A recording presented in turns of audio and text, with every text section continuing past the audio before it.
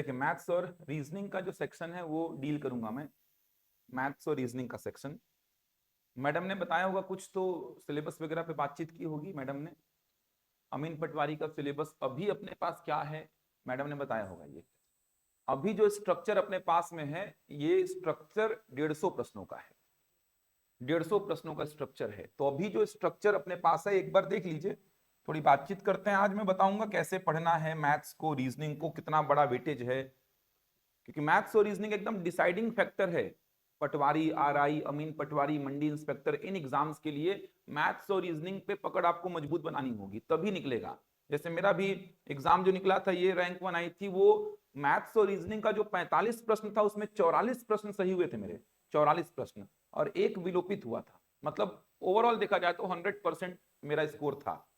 तो ये बहुत डिसाइडिंग फैक्टर है मैथ्स और रीजनिंग का जो फैक्टर है। ये आरआई का एग्जाम हो गया, पटवारी का एग्जाम हो गया, अमीन पटवारी हो गया, मंडी इंस्पेक्टर हो गया, इन सभी एग्जाम्स का सिलेबस सेम है। सेम सिलेबस है। आरआई, पटवारी, राजस्व वाला पटवारी, और अमीन पटवारी, और आपका मंडी इंस्पेक्टर, इन चारों एग्जाम्स का सिलेबस एकदम सेम है, एकदम सेम स्ट्रक्चर है। तो ये भी समझिए कि अभी तो व्यापम ने जारी किया नहीं है सिलेबस, नया स्ट्रक्चर, नया सिलेबस जारी किया नहीं है, तो व्यापम जल्दी ही जारी करेगा इसको। अब ये ध्यान रखिएगा कि ये जो स्ट्रक्चर, ये जो सिलेबस व्यापम जारी करेगा ना, यही सेम आगे चल के आरआई का एग्जाम जब भी होगा उसमें भी यही रहेगा। पटवारी रेवेन्यू वाला, राजस्व वाला जो पद आएगा उसमें भी सेम यही रहेगा। अगर मंडी इंस्पेक्टर आया तो उसमें भी सेम यही रहेगा। तो अभी अपने पास जो स्ट्रक्चर है वो मैं बता रहा हूं आपको, थोड़ा सा एक बार मैथ्स पे फिर बात करेंगे। तो अभी अपने पास जो स्ट्रक्चर है वो 150 प्रश्नों का है। 150 प्रश्नों का, 150 प्रश्नों का स्ट्रक्चर है। जैसा कि आप सभी ने देखा होगा, मैडम बताई होंगी, प्रत्येक प्रश्न 1 अंक का, मतलब 150 अंकों का पेपर होगा। 150 अंकों का, 150 प्रश्न है, प्रत्येक प्रश्न 1 अंक का, मतलब 150 अंकों का पेपर है। अभी जो स्ट्रक्चर अपने पास में है, 2017 में एग्जाम हुआ था मीन पटवारी का, इससे पहले 2022 में पटवारी वाला हुआ था। तो 150 प्रश्नों का स्ट्रक्चर अपने पास में है। सही उत्तर अगर आप टिक करते हैं, अगर आप सही उत्तर टिक करते हैं तो आपको 1 नंबर मिलता है, और अगर आप गलत उत्तर टिक करते हैं, गलत उत्तर, तो आपका 0.25 माइनस हो जाता है। समय 3 घंटे का है, समय 3 घंटे का। अभी जो स्ट्रक्चर है वो ये है, समय 3 घंटे का है। ऑब्जेक्टिव टाइप के प्रश्न रहेंगे, मतलब वस्तुनिष्ठ प्रश्न रहेंगे। कहने का मतलब एक प्रश्न रहेगा और उसके साथ 4 ऑप्शंस रहेंगे, 4 में से कोई एक ऑप्शन करेक्ट होगा जिसको आपको ओएमआर सीट में भरना है। ये तरीका होगा एग्जाम लेने का। अब जो 150 प्रश्न है उसमें कहां से कितने प्रश्न आते हैं, तो कंप्यूटर की बात करूं सबसे पहले मैं, तो कंप्यूटर से आते हैं टोटल 20 प्रश्न। कंप्यूटर से टोटल 20 प्रश्न आते हैं। 20 प्रश्न, बड़ा वेटेज है कंप्यूटर का, इसीलिए कंप्यूटर की क्लास भी हमने मैडम को बोली थी कि आप लीजिए, क्योंकि कंप्यूटर का वेटेज भी बड़ा है। 20 प्रश्न है कंप्यूटर के। इसके बाद अगर बात करूं मैं गणित की, तो गणित का जो वेटेज है ये और बड़ा है, गणित के 30 प्रश्न है। इसके बाद बात करूं मैं रीजनिंग की, तो रीजनिंग के प्रश्नों की संख्या 15 है, 15। इसके बाद अगर बात करूं मैं हिंदी भाषा, तो हिंदी भाषा के प्रश्न है इसमें 10। बात करूं मैं अंग्रेजी भाषा की, तो अंग्रेजी भाषा के प्रश्नों की संख्या भी 10 है।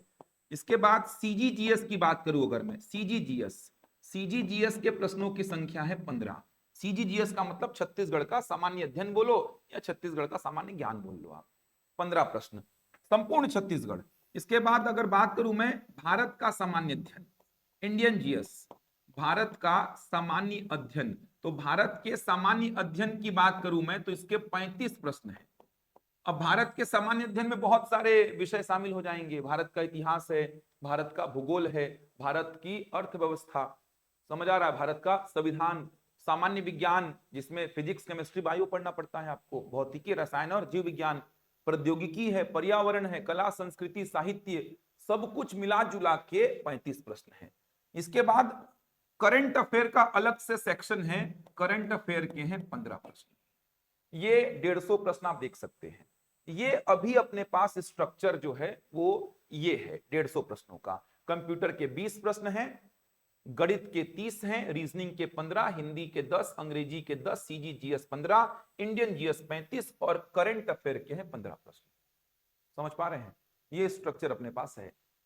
अब इसको, ये तो तय है, आप लोगों को भी पता होगा कि सर ये तो तय है कि व्यापम अभी क्या कर रहा है, सारे एग्जाम्स जो ले रहा है, भर्ती परीक्षाएं जितनी भी ले रहा है वो 100 प्रश्नों की ले रहा है।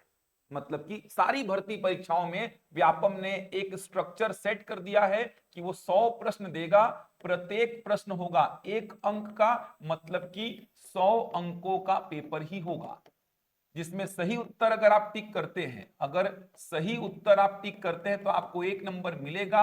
अगर आप गलत उत्तर टिक करते हैं, गलत उत्तर आप टिक करते हैं तो आपका 0.25 माइनस होगा और समय आपको दिया जाएगा 2 घंटे का। समझ आ रहा है? व्यापम ने ये फिक्स कर दिया है पैटर्न, जो कि सारी भर्ती परीक्षाओं में अप्लाई हो रहा है। एडीईओ का एग्जाम देख लीजिए, अभी जो हुआ है 100 प्रश्नों का हुआ, 150 को 100 में कन्वर्ट किया है। पहले 150 का हुआ था, उसको 100 में कन्वर्ट किया है। इसके अलावा आबकारी आरक्षक का एग्जाम हुआ, उसको देख लीजिए, पहले 150 का हुआ था, उसको भी 100 में कन्वर्ट किया। हॉस्टल वार्डन का एग्जाम पिछले बार दिए होंगे आप, 2014-2016 में हुआ था वो 150 प्रश्नों वाला, उसको भी 100 में कन्वर्ट किया। जितनी भर्ती परीक्षाएं व्यापम ले रहा है अभी, वो सारी भर्ती परीक्षाओं में एक ही स्ट्रक्चर को मेंटेन कर रहा है कि 100 प्रश्न 100 अंक का होगा, 2 घंटे का पेपर लेगा, सही उत्तर के लिए 1 नंबर देगा, गलत के लिए 0.25 माइनस करेगा। समझ आ रहा है? अब 100 का जब करेगा तो कौन कितना हो जाएगा वो तो देखने वाली बात है, व्यापम ही डिसाइड करेगा। लेकिन जितना 150 में जिस विषय का वेटेज है ना, वैसा ही वेटेज वो किसमें कर देगा, वैसा ही वेटेज वो कर देगा 100 में। ऐसा नहीं कि कोई विषय हटा देगा, ऐसा नहीं करेगा कि कोई विषय हटा दिया, समझ आ रहा है, एकदम कम कर दिया उठा के, ऐसा नहीं करेगा। जैसे बात करूं मैं गणित की, तो 150 में कितने प्रश्न हैं, 30, कितना परसेंट हो गया, 20%। परसेंट की बात कर रहा हूं, कितना परसेंट वेटेज है, 20%। भाई 150 में 30 प्रश्न है तो वेटेज कितना हो गया, 20% हो गया, क्योंकि ये 30 जो है 150 का कितना परसेंट, 20% है। तो 100 में हो सकता है गणित के कितने प्रश्न करते हैं, 20। समझ आ रहा है? रीजनिंग के कितने हैं, 15, 150 का कितना परसेंट हो गया, ये 10%, तो रीजनिंग के 10 प्रश्न कर देगा। ऐसा ही करेगा, बहुत ज्यादा चेंजेस नहीं करेगा, ऐसा ही करेगा, देखना। तो 150 में जितना परसेंट वेटेज रखा है ना गणित, उतना ही परसेंट वेटेज वो 100 में कर देगा। 150 में जितना परसेंट वेटेज रखा है कंप्यूटर, 100 में उतना ही परसेंट वो कर देगा। सिलेबस यही रहेगा, सिलेबस में कुछ ज्यादा बदलाव होगा नहीं, सिलेबस यही रहेगा। हो सकता है एक आध भाग जोड़ दे, ये हो सकता है, संभावना कम है लेकिन हो सकता है एक आध नया भाग जोड़ दे। जल विभाग का जो पटवारी है उसके काम से संबंधित कोई भाग जोड़ सकता है, जैसे वार्डन में बाल मनोविज्ञान को जोड़ दिया था, फूड इंस्पेक्टर में जो एक्ट होते हैं, खाद्य अधिनियम जो होते हैं उनको जोड़ दिया है, लेबर इंस्पेक्टर में श्रम संबंधी कार्य को जोड़ दिया था। तो वैसे ही कोई भाग ऐसा हो जो अमीन पटवारी से संबंधित काम के हो, उसको जोड़ सकता है, ऐसा हो सकता है, बोल रहा हूं, समझ आ रहा है, ऐसा हो सकता है, संभावना कम है, इसी को 100 में कन्वर्ट करेगा। तो गणित और रीजनिंग की अगर बात करूं मैं, तो गणित और रीजनिंग का वेटेज 150 में देख सकते हैं 45 प्रश्नों का है, 150 में 45 प्रश्नों का वेटेज है। 100 में करेगा भी तो 100 में कितना चांस लग रहा है अपन को, 100 में गणित और रीजनिंग का वेटेज 30 प्रश्नों का होगा, जहां तक मुझे लग रहा है, जितना मेरा एनालिसिस है कि वो 30 को 20 कर देगा, 15 को 10 कर देगा। तो गणित और रीजनिंग का मिला करके 100 में 30 प्रश्न आएगा, तो बहुत बड़ा वेटेज हो गया। 100 में सीधे सीधे 30 प्रश्न, 30% हो गया वेटेज, ये तो बहुत बड़ा वेटेज हो गया है। तो ये गणित और रीजनिंग जो है अमीन पटवारी, अच्छा यही जो है ना आरआई में भी सेम यही स्ट्रक्चर है, पटवारी जो राजस्व वाला होता है, रेवेन्यू वाला, उसमें भी यही स्ट्रक्चर है। इसके अलावा अगर बात करूं मैं, जो मंडी इंस्पेक्टर का एग्जाम होता है उसमें भी सेम यही स्ट्रक्चर है, अमीन पटवारी में भी यही है, अमीन पटवारी। तो ये 4 एग्जाम्स जो मैं लिखा हूं, इन चारों एग्जाम्स में यही स्ट्रक्चर, यही पूरा का पूरा सिलेबस है। तो जब अपन को नया अभी स्ट्रक्चर मिलेगा ना, तो अपन को आगे के लिए भी फायदा हो जाएगा। नया स्ट्रक्चर अपने पास आएगा, व्यापम जल्द ही जारी करेगा उसको, देखना ना, व्यापम उसको जल्द ही जारी कर देगा। तो जो नया स्ट्रक्चर अपने पास आएगा, नया स्ट्रक्चर अमीन पटवारी का, वो नया स्ट्रक्चर देखना आगे चल के जब आरआई का भर्ती होगा, बोल रहे हैं अगले साल भर्ती होगा आरआई का, पटवारी का भर्ती होगा अगले साल, तो जब आरआई पटवारी का भर्ती आएगा उसमें भी यही नया स्ट्रक्चर जो आने वाला है, वही स्ट्रक्चर काम में आएगा। तो तैयार रहेंगे, स्ट्रक्चर जल्द ही आ जाएगा, लेकिन वेट नहीं करेंगे स्ट्रक्चर का, क्योंकि आपको पता है कि 100 प्रश्नों का स्ट्रक्चर होगा, यही विषय रहेंगे, विषय तो यही रहेंगे, विषय में बदलाव थोड़ी होगा, और वेटेज भी ऐसा ही रहेगा। 150 में जिस विषय का वेटेज जितना है उसको वैसा ही 100 में कन्वर्ट कर देगा। समझ आ रहा है? चलो एक बार अब डिटेल्ड सिलेबस देखते हैं अपन को क्या दिखाई दे रहा है। देखो डिटेल्ड सिलेबस देखेंगे तो आप देख पा रहे हैं, सबसे पहली बात यहां पे मैं अगर देखूं तो कंप्यूटर के 20 प्रश्न, जैसा कि मैंने बोला। अब कंप्यूटर का डिटेल्ड सिलेबस मैडम ने डिस्कस किया होगा, मेरे को बताने की आवश्यकता नहीं है, मैडम इसको डिस्कस की होंगी, मैं मैथ्स और रीजनिंग को बताऊंगा मेनली आपको। तो ये कंप्यूटर का डिटेल्ड सिलेबस आप देख पा रहे हैं, ये आपके सामने है, ये मैडम ने डिस्कस किया होगा, व्यापम में यही रहता है। इसके बाद हिंदी देख सकते हैं, जैसा कि मैंने बोला 10 प्रश्न आएगा 10 अंक का।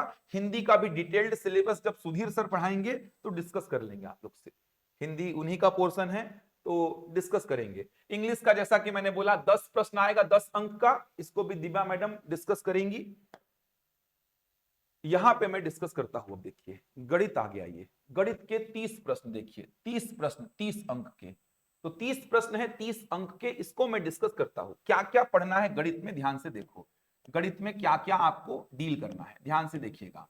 तो गणित में क्या क्या डील करना है, तो सबसे पहले इकाई 1 लिखा हुआ है, देखो इकाई 1। इसके बाद यहां पे लिखा हुआ है इकाई 2, ये देखिए। यहां पे लिखा हुआ है इकाई 3, ये देखिए। इसके बाद इकाई 4 लिखा हुआ है इधर पे। तो इकाई 1 में क्या क्या है देखिए। इकाई 1 में सबसे पहले आप देखेंगे प्राकृतिक, पूर्ण, पूर्णांक, परिमेय, अपरिमेय, वास्तविक संख्याओं पर आधारित संक्रियाएं, मतलब पूरा का पूरा संख्या से संबंधित चीजों को डील करना है आपको। संख्या क्या होती है, कितने प्रकार की होती है, उन पे जो प्रश्न बनेंगे उन प्रश्नों को डील करना है। समझ आ रहा है? सब कुछ पढ़ना है, संख्याओं से संबंधित सारी चीजें कवर करनी है आपको इकाई 1 के पहले टॉपिक में। तो सारी संख्याओं को कवर करेंगे, संख्याओं से संबंधित जितने भी प्रश्न बन सकते हैं सारे प्रश्नों को भी डील करेंगे आप। इसके बाद आगे बढ़ेंगे तो अगला टॉपिक क्या लिखा हुआ है देखिए, संख्याओं का वर्ग, घन, गुणनखंड, वर्गमूल, घनमूल, घातांक के नियम। इसके बाद मैं ये वाले टॉपिक को बोल रहा हूं, भिन्न संख्या एवं उनकी संक्रिया। मैं क्या क्या बोल रहा, थोड़ा ध्यान से समझना, सिलेबस को समझने में आसानी होगी। देखो मैं ये वाले टॉपिक को पहले बोल रहा हूं, इसके बाद ये वाले टॉपिक को बोल रहा हूं, और इसके बाद ये वाले टॉपिक को बोल रहा हूं। ये 3 टॉपिक जब आप देखेंगे जो मैंने मार्क किए हैं, ये पहला टॉपिक बोल रहा हूं, ये वाला दूसरा, और ये वाला तीसरा। इन 3 टॉपिक्स को बुक में कैसा पाएंगे आप, बुक में, तो बुक में आप देखेंगे चाहे RS अग्रवाल को उठा लो, SD यादव उठा लो, राकेश यादव उठा लो, तो मेनली ये जो 3 लाइन लिखी हुई है ना, इसमें अपन को 5 चैप्टर कवर करने होंगे। 5 चैप्टर बुक में देखेंगे तो 5 चैप्टर कवर करने हैं, जिसमें पहला चैप्टर होगा संख्या पद्धति का, जिसको बोलते हैं नंबर सिस्टम। दूसरा चैप्टर होगा सरलीकरण का, जिसको बोलते हैं सिंप्लीफिकेशन। इसके बाद अगला चैप्टर होगा भिन्न संख्या का, जिसको बोलते हैं फ्रैक्शनल नंबर।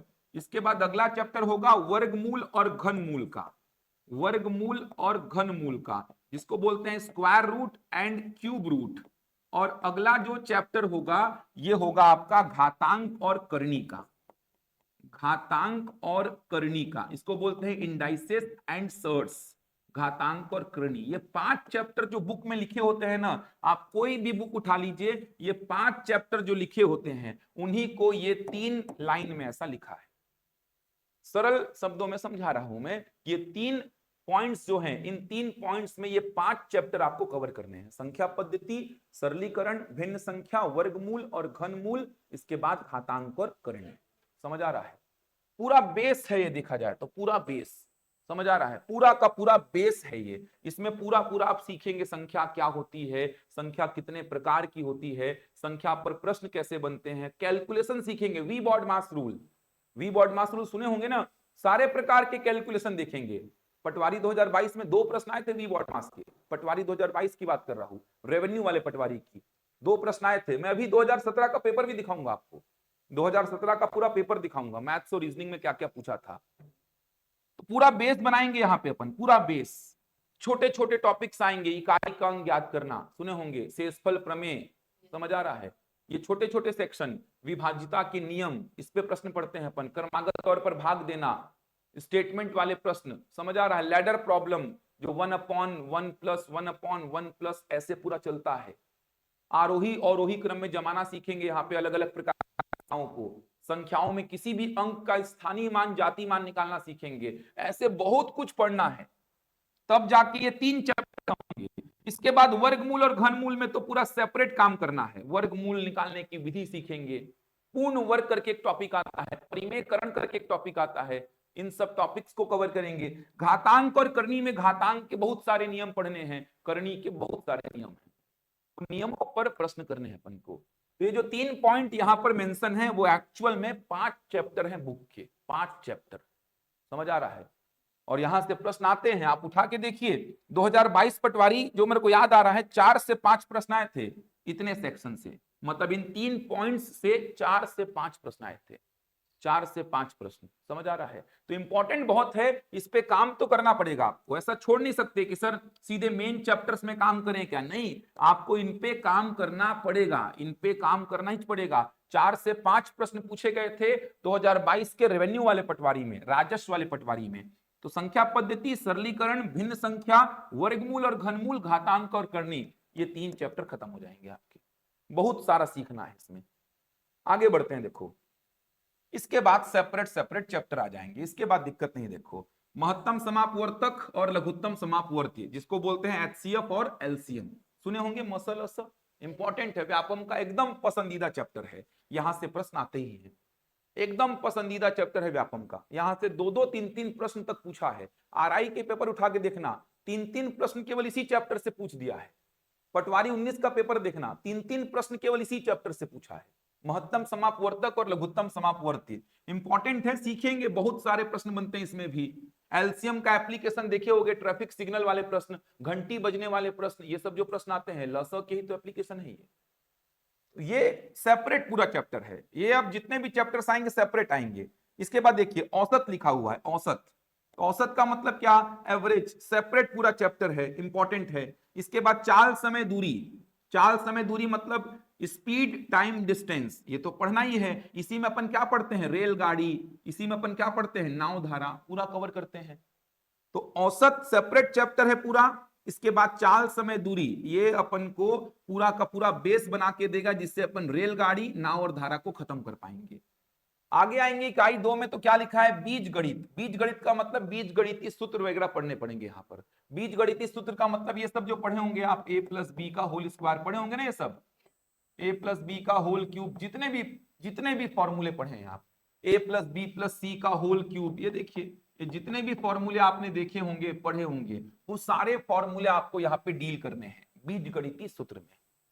इसके बाद एक चर और 2 चर वाले रैखिक या युगपत समीकरण, तो यहां पर रैखिक समीकरणों को डील करना है। पटवारी 22 में यहां से भी प्रश्न आया था। रैखिक समीकरण का मतलब क्या हुआ, ऐसा बहुपद जिसमें चर राशि की घात 1 हो, समझ आ रहा है। चर राशि का मतलब एक्स वाई जेड, ये सब होती है चर राशियां, अभी के लिए इतना समझो।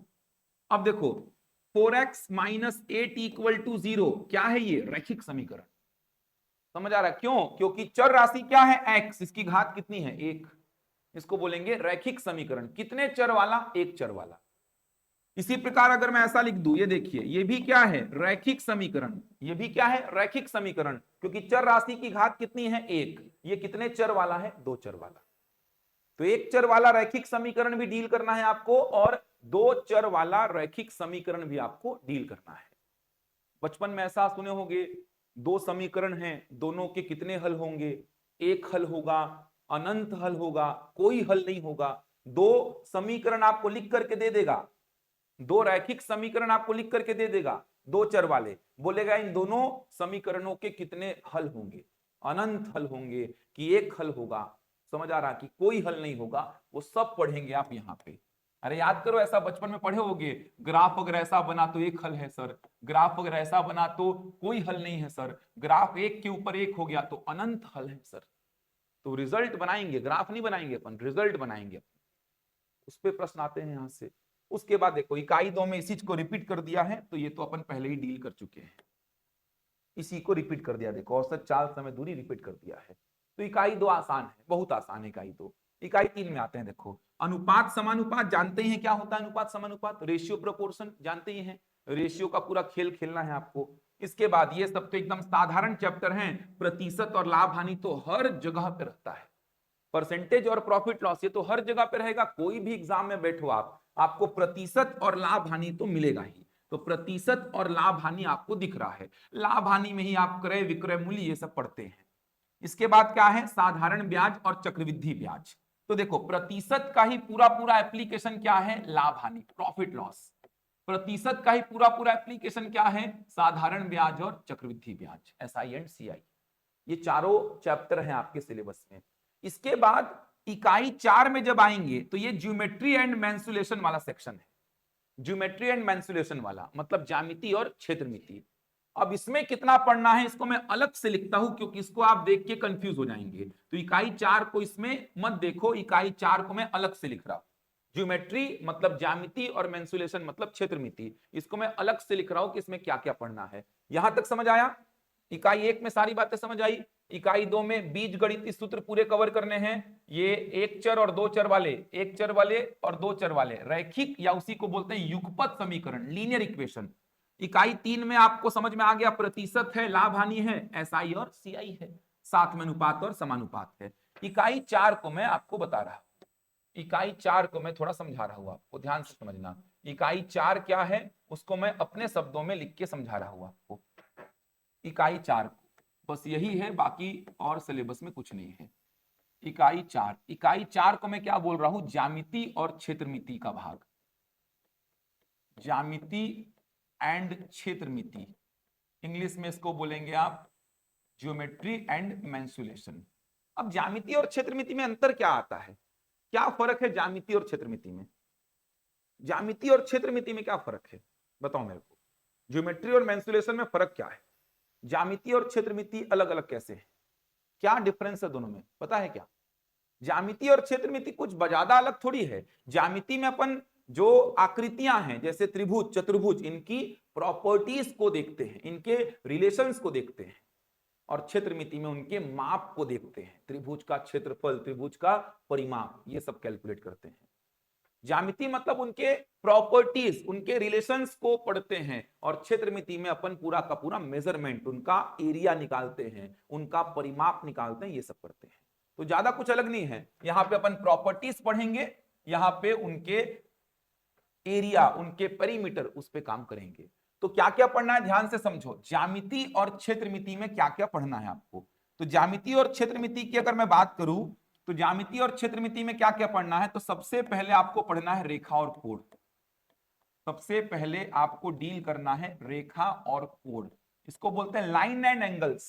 समझ आ रहा है? अलग अलग प्रकार की रेखाएं और अलग अलग प्रकार के कोण सुने होंगे, संगत कोण सुने हैं क्या, एकांतर अंतः कोण, एकांतर बाह्य कोण, शीर्षाभिमुख कोण, पूरक कोण, संपूरक कोण, ये सारे कोण, अलग अलग प्रकार के जितने भी कोण हैं उनकी प्रॉपर्टीज पढ़ेंगे। अलग अलग प्रकार की रेखाएं, समानांतर रेखा, प्रतिच्छेदी रेखा, सब कुछ। दूसरा 2D फिगर्स, 2D आकृतियां जितनी भी हैं वो पूरी देखेंगे। 2D आकृतियां जितनी भी हैं वो पूरी देखेंगे। 2D आकृतियों में क्या क्या आ जाएगा, त्रिभुज आ जाएगा, चतुर्भुज आ जाएगा और वृत्त। 2D मतलब कि 2 डायमेंशनल, जिसको अपन बोर्ड में कॉपी में ड्रॉ कर पाए, तो त्रिभुज को ड्रॉ कर सकते हैं, चतुर्भुज को ड्रॉ कर सकते हैं, वृत्त को ड्रॉ कर सकते हैं। 2D मतलब जिसमें दो ही डायमेंशंस होंगे, त्रिभुज चतुर्भुज वृत्त। त्रिभुज की सारी प्रॉपर्टीज, त्रिभुज के सारे प्रकार, उनके फॉर्मूले, सब कुछ। त्रिभुज में जैसे विषम बाहु, समबाहु, समद्विबाहु, समकोण, सारे त्रिभुज। चतुर्भुज में आयत, वर्ग, समचतुर्भुज, समांतर चतुर्भुज, समलंब चतुर्भुज, सारे चतुर्भुज। वृत्त, अर्धवृत्त, सब कुछ। प्रॉपर्टीज भी देखेंगे और उनके क्षेत्र को भी देखेंगे, उनके परिमाप को भी समझेंगे कैसे निकालना है। इसके बाद 3D फिगर्स, 3D आकृति, 3D फिगर्स। 3D आकृति में क्या क्या कवर करेंगे देखो। 3D आकृति में अपन कवर करेंगे घन, घनाभ, बेलन, शंकु और गोला। बेलन, शंकु और गोला, बेलन, शंकु और गोला। ये देखिए इंग्लिश में बोलते हैं cube, cuboid, cylinder, cone and sphere. 3D figures, 3 dimension, X, Y और जेड। समझाऊंगा क्या अंतर है 2D 3D, पूरा समझ में आएगा, उसका चिंता मत करो। इसके बाद अगला क्या पढ़ते हैं आप इसमें, त्रिभुजों की सर्वांग समता और समरूपता। त्रिभुजों की सर्वांग समता और समरूपता। त्रिभुजों की सर्वांग समता और समरूपता, ये पढ़ते हैं आप। इसके बाद कुछ महत्वपूर्ण प्रमेय पढ़ते हैं, कुछ महत्वपूर्ण प्रमेय, कुछ इंपॉर्टेंट थ्योरम्स हैं जो आपको डील करने हैं, और लास्ट में कुछ विविध प्रश्नों पर चर्चा करेंगे अपन। विविध प्रश्न महत्वपूर्ण प्रमेय में जैसे कि वृत्त के केंद्र से जीवा पर डाला गया लंब जीवा को समद्विभाजित करता है, सुने हैं। सेंटर से कॉर्ड पे परपेंडिकुलर खींचोगे तो कॉर्ड को दो बराबर भाग में बांट देगा, समझ आ रहा है। किसी चाप के द्वारा केंद्र पर बना कोण शेष चाप पर बने कोण का डबल होता है, ये सब प्रमेय समझ आ रहा है। ये कुछ इंपॉर्टेंट थ्योरम्स है, वो सब कवर करेंगे। त्रिभुजों की समरूपता सिमिलैरिटी और सर्वांग समता ये डील करेंगे। इतना है इकाई 4, समझ आ रहा है। ये आपको सरल शब्दों में समझा रहा हूं, आप इसमें देखेंगे तो इकाई 4 आपको समझ में नहीं आएगा। देखो इकाई 4 आपको उतना क्लियर समझ में नहीं आएगा क्या क्या डील करना है, तो मैंने आपको इकाई 1 2 3 तो यहीं पे समझा दिया, इकाई 4 को मैंने पूरा लिख करके बताया। इतना पढ़ना है आपको इकाई 4 में, समझ आ रहा है। इकाई 4 में इतना सारा है, तो बहुत बड़ा सिलेबस है, देख सकते हैं आप, कुछ नहीं छोटा, सब तो आ गया इसमें। कौन सा चैप्टर ऐसा आपको याद आ रहा है जिसमें नहीं है? सब तो आ ही गया, लगभग सारे चैप्टर्स तो कवर हो ही गए इसमें। बस डीआई नहीं पढ़ना पड़ता आपको, जैसे pie chart, bar graph, line graph, वो सब नहीं पढ़ना पड़ता। डेटा इंटरप्रिटेशन जो है वो नहीं पढ़ना पड़ता, बाकी सब कुछ पढ़ना है। इतना मैथ्स है आपके पास। अब मैथ्स में देखते हैं क्वेश्चन कैसे आए थे। पहले मैथ्स में क्वेश्चंस देखते हैं कैसे आए थे, उसके बाद रीजनिंग में आऊंगा मैं। मैथ्स के क्वेश्चन को देखते हैं किस प्रकार के आए थे। देखो चलो मैथ्स के क्वेश्चंस पे थोड़ी सी नजर मारते हैं, किस प्रकार के क्वेश्चंस आए थे। देखो दिख रहा है ना, बस एक जनरल मैं आपको दिखा रहा हूं। ये देखिए एकदम ये जो 41 और 42 नंबर के लिए निर्देश दिया गया था, 41 और 42 नंबर के लिए निर्देश दिया गया था, ये जनरल प्रश्न बोलते हैं इसको। जनरल प्रश्न बोलने का मतलब कि ये आपका गणित अगर आपने पढ़ा है तो ऐसे प्रश्नों को आप डील कर लेंगे। अभी किस चैप्टर में आएगा तो ये कोई चैप्टर नहीं है। जैसे मैं प्रश्न पढ़ रहा हूं, कुछ दोस्त स्वीट इंडिया गए और उनके द्वारा खाए गए रसगुल्लों के बारे में निम्नलिखित जानकारी है। गणेश ने अक्षय से 8 कम खाए, दिलीप और राजा ने मिलाकर 37 खाए, जूली ने दिलीप से 8 ज्यादा खाए, अक्षय ने दिलीप से 5 ज्यादा खाए, अक्षय और गणेश ने मिलकर 40 खाए। तो ये जनरल कैलकुलेशन जो अपन सीखेंगे सिंप्लीफिकेशन में, नंबर सिस्टम में, समझ आ रहा है। जो अपन रैखिक समीकरण बना के सॉल्व करना सीखेंगे, उन सबका मिला जुला यहाँ पे यूज है, बना लेंगे आराम से, समझ आ रहा है। जनरल क्वेश्चन है, ऐसा नहीं कि किसी चैप्टर पे बेस्ड है क्या सर। अपन गणित पढ़ लेंगे तो ऐसे प्रश्नों को डील कर लेंगे। नंबर सिस्टम, सिंप्लीफिकेशन, इसके अलावा जो अपन लीनियर इक्वेशन वाले सेक्शन को डील करेंगे, उन सब चैप्टर्स का मिला करके ये प्रश्न दे दिया है। देख सकते हैं दोनों प्रश्न इसी जानकारी पे बेस्ड थे। आगे बढ़ेंगे आप, ये देखिए शेषफल बताइए क्या होगा। रिमाइंडर थ्योरम जो बोल रहा था मैं, शेषफल प्रमेय। क्या प्रश्न है? देखो प्रश्न बोल रहा है 2 का पावर 2017, इसको 5 से भाग दे रहा है, तो रिमाइंडर कितना आएगा? शेषफल प्रमेय का प्रश्न है, जो मैंने बोला था शेषफल प्रमेय, समझ आ रहा है। पढ़ेंगे बेसिक में। ये देखिए विभाजिता के नियम पे 11 से कौन सी संख्या पूर्णतः विभाजित है। मैं बोल रहा था विभाजिता के नियम पढ़ेंगे अपन। विभाजिता के नियम पढ़ेंगे तो 11 का नियम पढ़ाऊंगा, तुरंत बता दोगे कौन 11 से भाग जा रहा है। ये देखो लसम असम मैंने बोला था बहुत इंपॉर्टेंट है लसम असम। ये देखो दो अभाज्य संख्याओं का एलसीएम दिया है, 3y माइनस एक्स का वैल्यू पूछा है। अगर शिक्षक भर्ती दिए होगे तो याद आ रहा होगा, सहायक शिक्षक में सेम यही प्रश्न पूछा था। सेम यही प्रश्न मैंने बोला भी था बच्चों को कि इसको व्यापम 4-5 बार पूछ चुका है, सेम डेटा के साथ। बच्चों को तो रटा होता है कि -2 आंसर आएगा, इसका रटा होता है। 2023 में सहायक शिक्षक में सेम यही प्रश्न सेम डेटा के साथ, और भी एग्जाम्स में पूछ चुका है व्यापम इसको। लसम असम का बोला था मैंने, लसम असम इंपॉर्टेंट है। ये देखो वही सब आपके नोट्स में रहेगा, सब कुछ आपके नोट्स में मिलेगा आपको। आगे बढ़ेंगे, देखिए फिर से संख्या का प्रश्न आ गया। ये देखिए इसके बाद आप देखेंगे तो परसेंटेज को मिश्रण के साथ मिला करके, मतलब रेशियो का एप्लीकेशन दे देगा आपको। ये देखिए ज्योमेट्री वाला, एक कोड अपने अनुपूरक का 5 गुना है तो उसका माप क्या होगा, समझ आ रहा है। पूरक और संपूरक ये सब पढ़ेंगे अपन, ज्योमेट्री और मेंसुरेशन वाला सेक्शन से आ गया। आगे बढ़ेंगे, देखिए ये देखिए फिर से ज्योमेट्री और मेंसुरेशन वाले से शंकु का प्रश्न आ गया। ये देखिए प्रतिशत और लाभ हानि को मिला करके लाभ हानि का प्रश्न पूछ लिया। ये देखिए साधारण ब्याज और चक्रवृद्धि ब्याज से प्रश्न पूछ लिया, सारे चैप्टर से पूछ रहा है। देखिए ये देखिए फिर से रिमाइंडर थ्योरम का एक और प्रश्न, रिमाइंडर थ्योरम के 2 प्रश्न आए हैं। यहां पर क्या पूछा, 67 का पावर 67 प्लस 67 को डिवाइड करेंगे 68 से तो शेषफल क्या होगा, रिमाइंडर थ्योरम। ये देखिए मिश्रण का प्रश्न, जब अपन अनुपात पढ़ेंगे ना, अनुपात जब अपन डील करेंगे तो वहीं पे मिश्रण के प्रश्नों को डील कराऊंगा मैं। अनुपात जब पढ़ेंगे तो वहीं पे मिश्रण के सारे प्रश्न अपन डील कर लेंगे, मिश्रण के सारे प्रश्न, ये सारे प्रश्न आएंगे देखना उसमें। इसके बाद देखिए फिर से वही सब पूछ लिया आपका, इसमें परसेंटेज का ही प्रश्न है लेकिन थोड़ा सा अलग तरीके से पूछा है, परसेंटेज का प्रश्न है। आगे बढ़ेंगे, देखिए और क्या क्या पूछा है। ये देखिए ये परसेंटेज का ही प्रश्न है। यहाँ नंबर का प्रश्न पूछ लिया, ये देखिए ये भी नंबर का प्रश्न, कौन बड़ा कौन छोटा, साधारण सा प्रश्न है ये भी।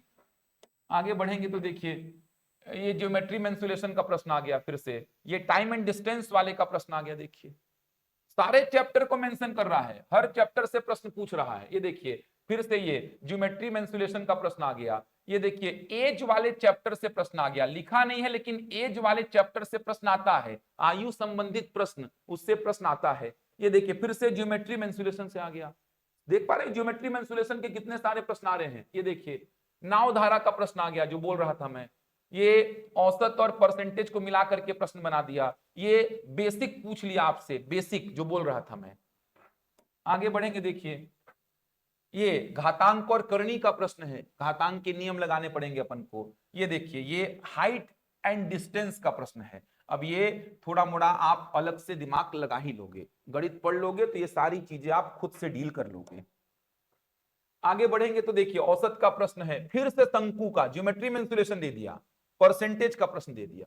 समझ पा रहे हैं, ये 30 प्रश्न दिया है ज्योमेट्री के। देखिए कितने सारे प्रश्न हो गए ज्योमेट्री मेंसुलेशन के, लगभग लगभग में 8-9 प्रश्न हो गए ज्योमेट्री मेंसुलेशन के, 8-9 प्रश्न हो गए, 8 से 9 प्रश्न ज्योमेट्री मेंसुलेशन के। इसीलिए ये सब जो एग्जाम्स होते हैं ना, आरआई, पटवारी, मंडी, ये सब में ज्योमेट्री मेंसुलेशन का बहुत बड़ा वेटेज है और अच्छे प्रश्न पूछा है ज्योमेट्री मेंसुलेशन के। बेसिक जो मैं बोल रहा था, संख्या, सरलीकरण, भिन्न संख्या, घातांक करणी, वर्गमूल, घनमूल, 6-7 प्रश्न वहां से पूछा है। देख पा रहे हो 6-7 प्रश्न वहां से पूछा। देखो ना बेसिक प्रश्न देखोगे, चलो यहाँ पे तो चलो चैप्टर के प्रश्न हैं, बेसिक जो मैं बोल रहा था 3 चैप्टर, वहां से देखो कितने सारे प्रश्न बन रहे हैं। ये देखो ये घातांक करणी का प्रश्न है, ये देखो इधर बढ़ोगे आप तो ये बेसिक चैप्टर का प्रश्न है, सरलीकरण का। ये देखो आगे बढ़ोगे आप तो और प्रश्न बहुत सारे दिखेंगे आपको। देखिए आगे बढ़ते हैं और कहां कहां पूछा, देखिए ये देखिए ये फिर से नंबर का, ये देखो फिर से नंबर का, ये देखो इधर देखोगे तो ये भी बेसिक नंबर का प्रश्न है। कितने सारे प्रश्न दिख रहे हैं आपको, देखिए तो बहुत सारे प्रश्न आते हैं बेसिक चैप्टर से। ये देखिए ये भी नंबर का प्रश्न है, समझ आ रहा है, ये भी नंबर का प्रश्न है, ये भी नंबर का प्रश्न है। ये देखिए और ये दोनों तो है ही नंबर के प्रश्न। 10 एक प्रश्न हो गए, समझ आ रहा है, 10 के आसपास जो बेसिक चैप्टर्स 5 तो लिखा था। समझ आ रहा है कहां से कितने प्रश्न पूछा, एक बार 2017 के पेपर को अपन समराइज करें तो आपको समझ में आएगा कि कहां से कितने प्रश्न बने हैं। जैसे अगर मैं सिलेबस में आ जाऊं, ये रहा सिलेबस अपने पास, पेपर को आपने देखा, अब मैं अगर बोलूं कि कहां से कितने प्रश्न पूछा है, तो ये जो मैं लिखा था ना, ये जो 3 ठो टिक किया था मैं, ये 5 चैप्टर जो मैं लिखा था, यहां से 8-9 ठो प्रश्न पूछ दिया है। 8-9 ठो प्रश्न तो यहां से पूछ दिया है, लगभग 8-9 गिने नहीं है लेकिन 8-9 प्रश्न हो गया। जो इकाई 4 में बोल रहा था ज्योमेट्री मेंसुलेशन, इकाई 4 ज्योमेट्री मेंसुलेशन जो मैं बात कर रहा था, लगभग 8-9 ठो प्रश्न यहां से पूछ दिया, तो लगभग 17-18 प्रश्न तो यही हो गए। 17-18 प्रश्न ये हो गए। बचे प्रश्न कहां से पूछा है, 10-12 प्रश्न जो बचे हर चैप्टर से पूछ लिया, 1-2 पूछ लिया। जैसे आपने देखा ये साधारण ब्याज चक्रवृद्धि ब्याज से 2 ठो पूछ लिया है, प्रतिशत लाभ हानि से 3-4 ठो पूछ लिया है, समय दूरी से 1-2 ठो पूछ लिया है, औसत से 1-2 ठो पूछ लिया है। ऐसे करके मिला जुला के बाकी चैप्टर से 10-12 प्रश्न पूछा है।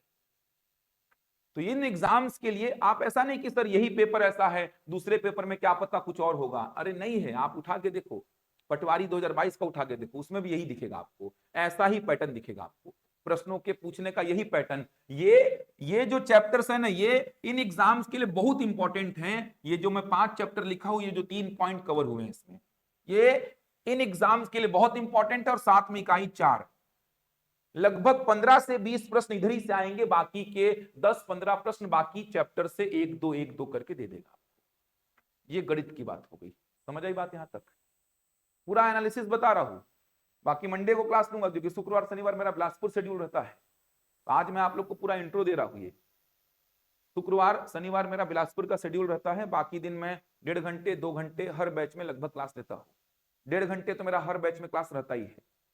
शुक्रवार शनिवार को मेरी क्लास नहीं रहती, इसलिए मेरी हर बैच में लगभग क्लास 1.5 घंटे 2 घंटे की रहती है, ताकि 4 दिन में अच्छा खासा कवर कर लूं मैं। तो आज मैं आप लोग के सामने आया हूं ताकि पूरा मैथ्स और रीजनिंग एक बार बता दूं क्या है, कितना है, कैसे पढ़ना है। समझ आई बात यहां तक?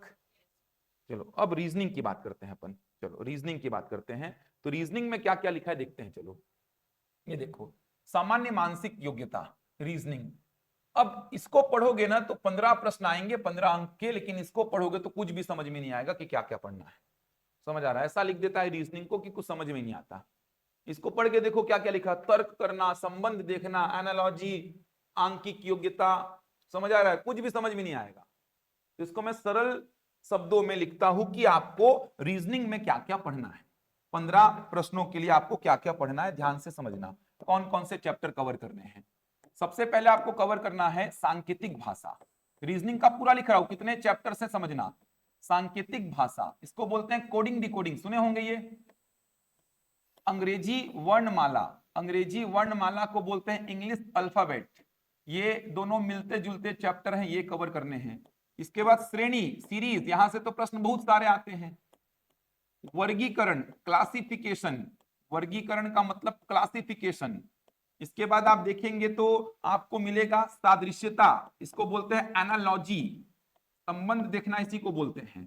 इसके बाद लुप्त पद, लुप्त पद। ये जो चैप्टर में 6 ठो लिखा हूं ना, 15 में मान के चलो 7 से 8 प्रश्न, कम से कम 7 से 8 प्रश्न आपको इन्हीं चैप्टर से मिलेंगे, कम से कम 7 से 8 15 में। ये जो चैप्टर आपके सामने 6 ठो लिखे गए हैं, सांकेतिक भाषा, कोडिंग डिकोडिंग, अंग्रेजी वर्णमाला, इंग्लिश अल्फाबेट, श्रेणी मतलब सीरीज, वर्गीकरण मतलब क्लासिफिकेशन, सादृश्यता मतलब एनालॉजी, लुप्त पद। देखे होंगे डब्बा बना देगा, ये वाला पद बताओ क्या है। बहुत सारे प्रश्न आते हैं। तो ये जो 6 चैप्टर आप देख पा रहे हैं, इन 6 चैप्टर से कम बोल रहा हूं, कभी कभी तो 10-10 प्रश्न आ जाते हैं, 7 से 8 प्रश्न आते हैं। इसके बाद कुछ और चैप्टर्स हैं जो कि पढ़ने हैं, बहुत इंपॉर्टेंट नहीं है लेकिन पढ़ने हैं आपको। रैंकिंग हो गया, दिशा ज्ञान परीक्षण हो गया, दिशा ज्ञान परीक्षण, डायरेक्शन सेंस टेस्ट बोलते हैं इसको। ब्लड रिलेशन हो गया, जिसको बोलते हैं रक्त संबंध, रक्त संबंध। गणितीय संक्रियाएं, मैथमेटिकल ऑपरेशंस, प्लस को माइनस कहा जाए, सुने हैं ऐसे प्रश्न। माइनस को प्लस कहा जाए, गुणा को भाग कहा जाए, भाग को गुणा कहा जाए, तो इसका आंसर निकालो क्या होगा। गणितीय संक्रियाएं बोलते हैं इसको। शब्दों का तार्किक क्रम, शब्दों को तार्किक क्रम में जमाना होता है, शब्दों का तार्किक क्रम। तो शब्दों को तार्किक क्रम मतलब एक सीक्वेंस में जमाना होता है कि पहले ये घटना होगी उसके बाद ये घटना होगी, ऐसे करके आपको शब्दों को तार्किक क्रम में जमाना होता है। ये कुछ चैप्टर हैं, इसमें इंपॉर्टेंट क्या है, ये बहुत इंपॉर्टेंट है, ये भी इंपॉर्टेंट है, बस ये 2 इंपॉर्टेंट है ज्यादातर इसमें। रक्त संबंध से प्रश्न आते हैं और गणितीय संक्रियाओं से प्रश्न आते हैं। इसके बाद कुछ और चैप्टर लिखता हूं मैं, देखना। इसके बाद आप देखेंगे तो पासा इंपॉर्टेंट है, बहुत इंपॉर्टेंट है पासा, तो जानते ही होंगे आप। घन और घना पासा से ही मिलता है लेकिन उतना इंपॉर्टेंट नहीं है, क्यूब एंड क्यूबॉइड बोलते हैं इसको, रंग वगैरह करके काटता है घन को घना को। वेन आरेख बहुत इंपॉर्टेंट है, वेन आरेख के प्रश्न जानते हैं, 3 शब्द दे देगा, बोलेगा कि इन तीनों को दर्शाने वाला वेन आरेख बनाओ, या फिर 3-4 वेन आरेख को ऐसा मर्ज करके बोलेगा कि कौन केवल चाय पीता है, बताओ इसमें कौन केवल कॉफी पीता है, कौन चाय और कॉफी दोनों पीता है, ऐसे प्रश्न आते हैं, वेन आरेख। इसके बाद आकृतियों की गिनती से प्रश्न आता है, आकृतियों की गिनती। आकृतियों की गिनती का मतलब काउंटिंग ऑफ फिगर्स, कितने त्रिभुज हैं बताओ, इसमें आता है प्रश्न। कितने वर्ग हैं, कितने आयत हैं, कितने वृत्त हैं, ये सब कितनी सरल रेखाएं हैं बताओ इसमें। तो आकृतियों की गिनती। कुछ चैप्टर्स और आकृतियों को लेकर के हैं, जैसे आकृतियों को पूर्ण करना, ये सब भी व्यापम दे देता है। सिंपल सिंपल ये जो चैप्टर लिख रहा हूं ना, ये 1 घंटे में 4-5 चैप्टर खत्म हो जाते हैं। आकृतियों को पूर्ण करना, आकृतियों को पूर्ण करने का मतलब एक आकृति का 75% पोर्शन दे देगा, थोड़ा सा छोड़ देगा, बोलेगा पूर्ण करो आप उसको। इसके अलावा छुपी आकृति ज्ञात करना, कोई आकृति बना देगा, बोलेगा ये आकृति कौन सी आकृति में छुपी हुई है, तो छुपी आकृति ज्ञात करना।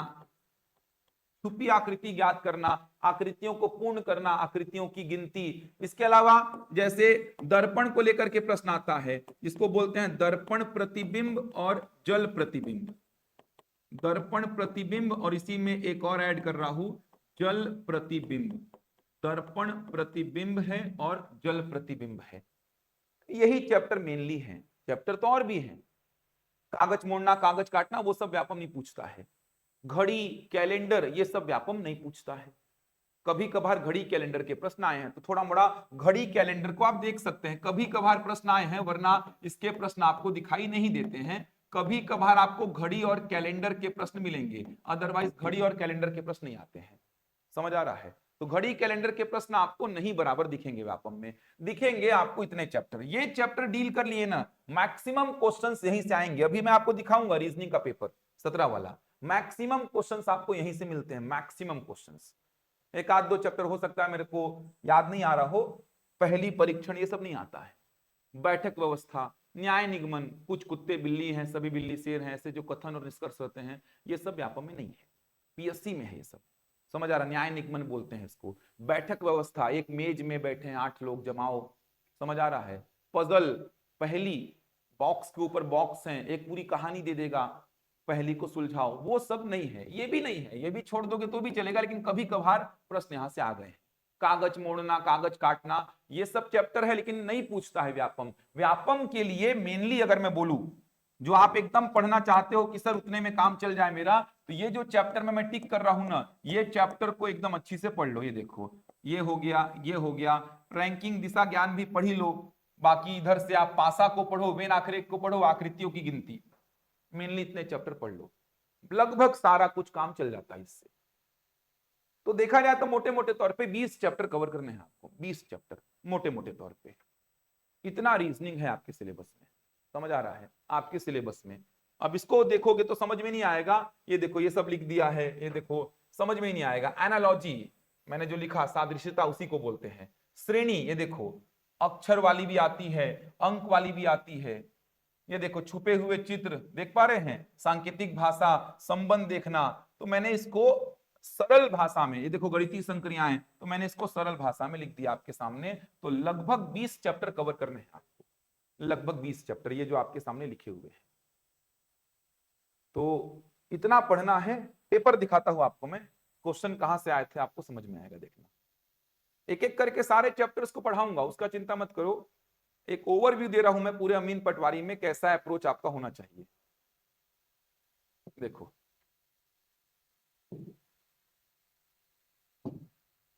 ये देखो, आ जाओ।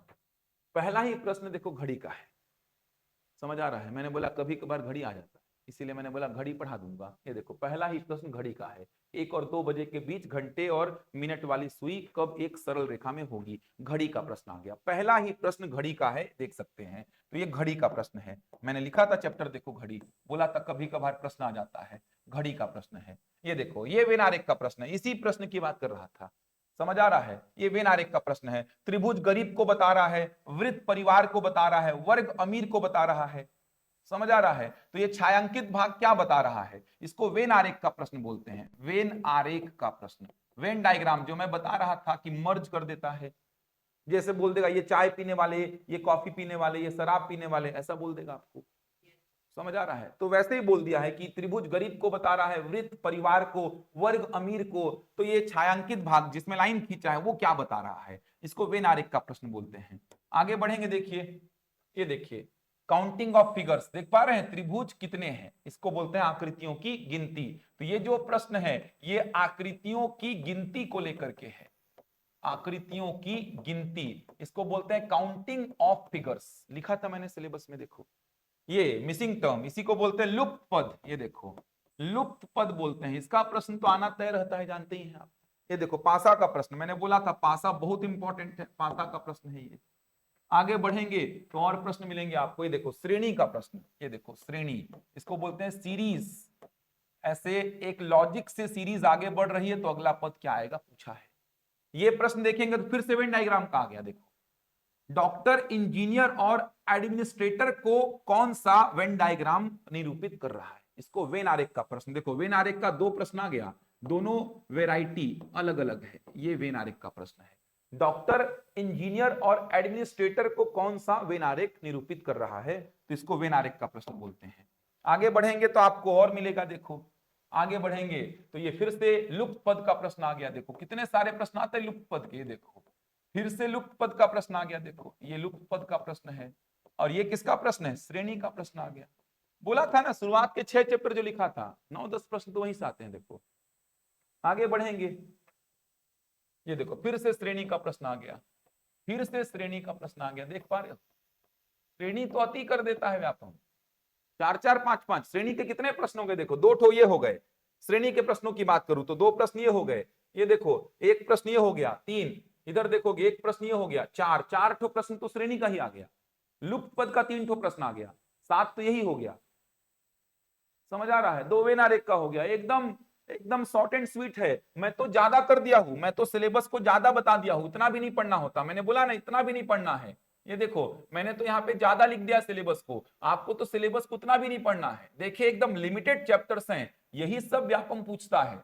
बच्चे कुछ भी पढ़ते हैं। ये देखो ना मैंने जो सिलेबस लिखा है ना ये मोर देन सफिशियंट है व्यापम के एग्जाम के लिए। पीएससी का एग्जाम देते तो मैं बोलता कि पजल पढ़ो, सिटिंग पढ़ो, सिलॉक पढ़ो, ये पढ़ो, वो पढ़ो, मैट्रिक्स पढ़ो, कागज मोड़ना कागज काटना उसको भी पढ़ डालो, सब पूछता है पीएससी। लेकिन व्यापम के चैप्टर्स एकदम लिमिटेड है। व्यापम के चैप्टर्स यहां से प्रश्न आते हैं तो दिया नहीं, लेकिन सांकेतिक भाषा से प्रश्न आता है, कोडिंग डिकोडिंग बोलते हैं। इतने चैप्टर्स आपको रीजनिंग में कवर करने हैं। घड़ी कैलेंडर पढ़ा दूंगा क्योंकि कभी कभार प्रश्न आ जाता है। अमीन पटवारी 17 में ही आ गया था। इतना है आपके पास, इतना पढ़ना है। ये पूरा सिलेबस है आपका। क्वेश्चन ऑनलाइन में थोड़ा सा देखने में दिक्कत आ रही होगी, फिर भी मैं एक जनरल इंट्रो दे रहा था। एक जनरल इंट्रो दे रहा था मैं, देख लीजिए थोड़ा मोड़ा जितना भी दिख रहा है। एग्जैक्ट क्वेश्चन क्या है उसमें मत जाइए, मैं एक ब्रीफ जानकारी दे रहा था कि किस चैप्टर से कितने प्रश्न आ रहे हैं। एक ब्रीफ जानकारी मैं आपको दे रहा था कि किस चैप्टर से कितने प्रश्न आए हैं, ताकि एक पिक्चर क्लियर हो जाए। जो मैंने सिलेबस लिखाया सिलेबस से ही आ रहे हैं क्वेश्चन। ऐसा नहीं कि कहीं से भी कुछ भी आ गया है, तो कहीं से भी कुछ भी प्रश्न नहीं आता है, सिलेबस से ही आता है। तो आपने देखा कि रीजनिंग के टोटल 15 प्रश्न आएंगे रीजनिंग के। इसके बाद आप जानते हैं, ये देखिए इंडियन जीएस के कितने प्रश्न हैं, तो आप देखेंगे सिलेबस को तो इंडियन जीएस के देखो कितने प्रश्न मिलेंगे, 35। इसमें सब है, संविधान है, इतिहास है, भूगोल है, अर्थव्यवस्था है, ये देखिए सब कुछ है, सामान्य विज्ञान है। समझ आ रहा है, सब कुछ है। इसके बाद करंट अफेयर के मैंने बोला था 15 प्रश्न, ये देखो छत्तीसगढ़ के 15 प्रश्न, ये देखो। समझ आ रहा है। तो टोटल 150 प्रश्नों का स्ट्रक्चर आपके पास में है। इसको 100 में कन्वर्ट करेगा। समझ आया मैथ्स में कितना पढ़ना है, रीजनिंग में कितना पढ़ना है। अब जब पढ़ाऊंगा तो आप केवल क्लास नोट्स और प्रैक्टिस सेट को लगाइए, उससे ज्यादा करने की आवश्यकता नहीं है। क्लास नोट्स और प्रैक्टिस सेट पे पूरा फोकस्ड रहिए, उससे ज्यादा कुछ मत पढ़िए। सब कुछ मिल जाएगा आपको, वहां से सब कुछ मिलेगा। अगर प्रॉपर क्लास नोट्स बनाए हैं तो आप पुराने बच्चों का क्लास नोट्स देखिए, सब मिल जाएगा। ये सब प्रश्न तो एकदम हूबहू मिल जाएंगे आपको। ये देखिए ये सब प्रश्न एकदम हूबहू मिल जाएंगे। ये सब प्रश्न समझ आ रहा है, सेम डेटा के साथ मिल जाएंगे बच्चों के नोट्स में, क्योंकि ये पढ़ाता ही हूं। शेषफल प्रमेय हो गया, रूल्स ऑफ डिविजिबिलिटी हो गया, सब पढ़ते हैं बच्चे। सारे टॉपिक को कवर करके रखिए, कहीं से भी प्रश्न आए तो बन जाएगा आपसे। वेटेज बड़ा है मैथ्स और रीजनिंग का, पढ़ना पड़ेगा अगर अमीन पटवारी निकालना है तो। और 50 पद हैं ये मत सोच के तैयारी करिए। बच्चे ही सोचते हैं 50 पद हैं 2 लाख बैठेंगे सर कहां से निकलेगा, तो पहले ही हिम्मत हार जाते हैं बच्चे। आप 50 पद है ये मत सोचिए, 2 लाख बैठेंगे ये मत सोचिए कि 2 लाख बैठेंगे सर मुझे 50 रैंक के अंदर लाना होगा, ये तो इम्पॉसिबल लग रहा है सर। लगभग 2 लाख तो बैठेंगे, मान के चलो 1.5 लाख 1 लाख 2 लाख तो बैठेंगे ही। अब 2 लाख में आप बोलेंगे 50 पद हैं सर कैसे लाऊंगा, ये सब नहीं सोचना है। आपको ये सोचना है कि 100 नंबर का पेपर लेगा व्यापम सर, 100 नंबर के पेपर में मुझे 80-85 प्लस करना है, बस इसका जुगाड़ लगाना है। 80-85 प्लस करना है, मेरा सिलेक्शन हो जाए। इधर का सोचोगे तो संभव लगेगा, इधर सोचोगे तो असंभव लगता है। समझ आ रहा है। तो 80-85 प्लस करना है मेरे को। अब 80-85 का जुगाड़ के पीछे बैठो। और देखो सिलेक्शन लेना है तो वो कम पद में भी हो जाएगा, और वैसे तो फिर आप 5000 पद भी आ जाए तो भी नहीं होगा, नहीं सोचोगे तो आप तो आपकी इच्छा शक्ति पे डिपेंड करता है। सिलेक्शन लेना है तो 50 पद पे भी ले सकते हो आप। अब 50 पद ऐसा थोड़ी कि दूसरे ग्रह के बच्चे आके इन 50 पदों को ले जाएंगे यार। छत्तीसगढ़ के बच्चे ही तो निकालेंगे ना इन 50 पदों को। छत्तीसगढ़ का मूल निवासी होना आवश्यक है व्यापम के एग्जाम के लिए। अब छत्तीसगढ़ के बच्चे ही तो निकालेंगे, ऐसा थोड़ी कि कोई दूसरे ग्रह के दूसरे स्टेट के बच्चे आके ले जाएंगे पोस्ट को। छत्तीसगढ़ के ही बच्चे निकालेंगे, तो आप क्यों नहीं निकाल सकते? आप क्यों नहीं निकाल सकते? आप भी तो यहीं के हैं, आप भी तो वही चीज पढ़ रहे हैं जो दूसरे बच्चे पढ़ रहे हैं। तो आपके में क्यों वो इच्छा शक्ति नहीं है कि आप नहीं निकाल सकते? बहुत सारे बच्चे इसलिए तैयारी नहीं कर रहे हैं क्योंकि 85 पद हैं सर, हम नहीं निकाल पाएंगे। क्यों नहीं निकाल पाओगे यार? अगर आप ऐसा सोचोगे तो 5000 पद में भी फिर क्या निकाल पाओगे आप? जो बच्चे हॉस्टल वार्डन का एग्जाम दिए पिछले बार, 300 पद थे, पहली पहली बार तैयारी करने वाले बहुत सारे बच्चे निकाल दिए। सोचो, पहले बार तैयारी करे थे जो वार्डन की, वो निकाल दिए वार्डन का एग्जाम को 6 महीना 7 महीना की तैयारी में, 5 महीना की तैयारी में। तो बना के रखिए अंदर में, और निकलना नहीं निकलना छोड़ो, आपका काम है फाइट करना, मेहनत करना। मेहनत करोगे, मान लो नहीं निकला ना, तो भी आपका ये 4 महीना बेकार नहीं जाएगा। ये जो पढ़ाई आप पढ़ के बैठोगे, ये काम आएगी अगले साल जब आरआई का एग्जाम आएगा, पटवारी का एग्जाम आएगा, उसमें काम आएगी। और नहीं पढ़ोगे तो फिर अगले साल आरआई पटवारी आया तो भी कोई काम का नहीं रहेगा आपके लिए। पढ़ाई तो पढ़नी पड़ेगी। कम से कम टारगेट कर लेंगे कोई एग्जाम को तो 4 महीना खाली नहीं जाएगा, पढ़ते पढ़ते निकलेगा 4 महीना। आरआई का वैकेंसी आएगा, 175 से ऊपर पद खाली हैं, पटवारी के 800 से ऊपर पद खाली हैं। आएगा, चुनाव से पहले तो देगा ही, जानते तो हो बीजेपी को, चुनाव से पहले तो भर्ती देगा ही। अभी रिक्त पदों की जानकारी हर विभाग से निकलवा रहे हैं ये लोग। चुनाव से पहले देखना तो लाइन लगाएगा भर्तियों की, फिर जीत जाएगा। और समझ आ रहा है? यही तो रीत है। आपको भर्ती मिली बीजेपी सरकार में, तो आपके लिए तो बीजेपी सरकार ही सर्वोपरि होगी। जो सरकार मेरे को नौकरी दी, मैं तो उसी का गुणगान गाऊंगा। बच्चों का तो ही सोचना हो जाता है। चुनाव से पहले देखना, रिक्त पदों की जानकारी हर विभाग से निकाल रही है सरकार, हर विभाग से। आरआई के 175 से ऊपर पद खाली, पटवारी के 800 से ऊपर पद खाली। अब इन सभी पदों पर भर्तियां होंगी, तो आप मान लो अमीन पटवारी तक पढ़ते हो, मान लो भगवान ना करे नहीं निकला, फाइट कर लिए, अच्छा खासा फाइट किए, 500-600 रैंक लाए, 1000 रैंक लाए, तो एक कॉन्फिडेंस आएगा कि सर अब कोई भर्ती आया इस रेंज का तो निकाल दूंगा उसको, क्योंकि मेरा तैयारी है। बस अब भर्ती का इंतजार है, कोई भर्ती आया तो वो भर्ती में टारगेट करूंगा मैं। नहीं पढ़ोगे तो भर्ती कोई आएगा नया, वो भी कोई काम का नहीं रहेगा आपके लिए। इसीलिए बोल रहा हूं कि तैयारी में लग जाओ, तैयारी करो। मंडे से क्लास लूंगा, मंडे ट्यूसडे वेडनेसडे थर्सडे 4 दिन क्लास होगी, लेकिन 1.5 घंटे की क्लास लूंगा तो अच्छा खासा खींच दूंगा मैं आपका। और ये सितंबर के बाद तो और फ्री हो जाऊंगा, क्योंकि आरक्षक वालों का नहीं पड़ जाएगा मेरा पूरा सिलेबस। आरक्षक एसआई वालों का बहुत सारा सिलेबस खींच दिया हूँ, थोड़ा सा बचा है, वो खत्म हो जाएगा तो और फ्री हो जाऊंगा, तो लंबी क्लासेस और प्लान कर लूंगा मैं। लेकिन 1.5 घंटे क्लास लूंगा, बहुत सारा पढ़ लेंगे। और बाहर से नहीं आएगा, मेरे नोट्स से बाहर नहीं आएगा। मेरे को ये पता है, मेरा अनुभव पीएससी व्यापम में इतना है कि मेरे को पता है कि प्रश्न कैसे आते हैं, कहां से आते हैं, तो बाहर से चीजें नहीं आएंगी। समझ आई बात यहां तक? मंडे को देखते हैं, स्टार्ट करेंगे पहले लेक्चर से मंडे को अपन। कुछ पूछना है ऑनलाइन में ऑफलाइन में किसी को तो बताइए। करिए मेहनत, पास होना फेल होना उसको छोड़िए, फाइट करिए, ताकि 3-4 महीना पढ़ते पढ़ते निकल जाए आपका, खाली बैठे ना निकले। आगे जाके कोई वैकेंसी आई तो वो निकल जाएगी, कॉन्फिडेंस आएगा। मेहनत करते रहेंगे तो बने रहेंगे पढ़ाई के साथ, तभी तो एग्जाम निकलेंगे यार। सरकारी नौकरी पेशेंस का एग्जाम है, संयम रखना पड़ता है, पढ़ते रहना पड़ता है। टारगेट करेंगे तो इस बहाने पढ़ाई हो जाएगी आप, और निकल गया तो बहुत अच्छी बात है, नहीं निकला तो पढ़ाई खराब कभी जाती नहीं है। लेकिन एक पॉजिटिव माइंड से पढ़िए कि 50 पद में मैं क्यों नहीं, मैं भी आऊंगा 50 पद में। ये जिद पकड़ के तैयारी करिए आप।